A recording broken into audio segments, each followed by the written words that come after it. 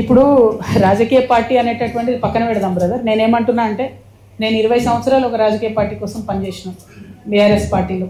అంతకుముందు తెలంగాణ జాగృతి సంస్థ ఇండిపెండెంట్గా ఒక 6 సంవత్సరాలు నడుపుకున్నాను. నడిపినప్పుడైనా రాజకీయ పార్టీలో పనిచేసినప్పుడైనా నాకు అర్థమైంది ఒకటే, ప్రజల పక్షాన నిలబడడం ఇంపార్టెంట్.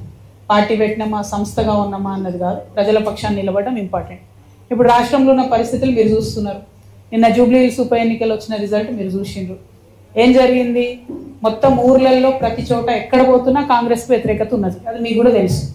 అంత వ్యతిరేకత ఉన్నా అన్ని వేల మెజార్టీతో కాంగ్రెస్ పార్టీ ఎట్లా గెలిచింది, ఎందుకు గెలిచింది అంటే అనుకున్న స్థాయిలో ప్రతిపక్షమైనటువంటి బీఆర్ఎస్ అందుకొని పనిచేయలేకపోతుంది అన్నది క్లారిటీగా అర్థమవుతున్నది. అక్కడ వాళ్ళు సోషల్ మీడియాలో ఉద్యమాలు చేస్తున్నారు తప్పితే కిందకు వచ్చి ఎటువంటి ఉద్యమాలు చేస్తలేరు. ఇంకొకటి పేరుకు కృష్ణార్జునులు అని చెప్పుకొని ట్వీట్లు పెట్టుకొని వాళ్ళది వాళ్ళు ఒకళ్ళు జబ్బ ఒకళ్ళు జరుచుకుంటూ తప్పితే ఒకళ్ళు వీపు ఒకళ్ళు జరుచుకుంటూ తప్పితే పెద్దగా క్షేత్రస్థాయిలో పనిచేయలేదని అర్థమైంది. ఇలా చాలా కుట్రలు కూడా జరిగినాయి అనుకోండి జూబ్లీ హిల్స్ ఎన్నికలలో. అవి సమయం సందర్భం వస్తే తప్పకుండా అవి కూడా చెప్తాం. కాకపోతే ప్రతిపక్షాలు ప్రజల ఎక్స్పెక్టేషన్ మేరకు పనిచేసినట్టయితే రిజల్ట్ మంచిగా వేరే రకంగా ఉంటుండే జూబ్లీ హిల్స్. సో ఆ ఎక్స్పెక్టేషన్కి తగ్గట్టుగా వాళ్ళు పనిచేస్తలేరు.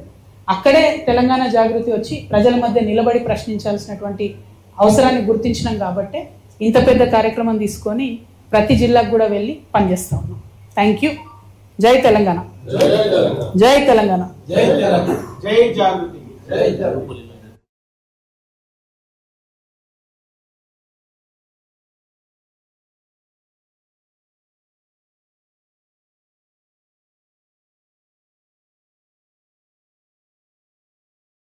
ఇప్పుడిప్పుడే తెలుస్తుంది కదా ఏళ్ల తరబడి చేసే మోసం అంటే. మీకు ఒక లేటెస్ట్ ఎగ్జాంపుల్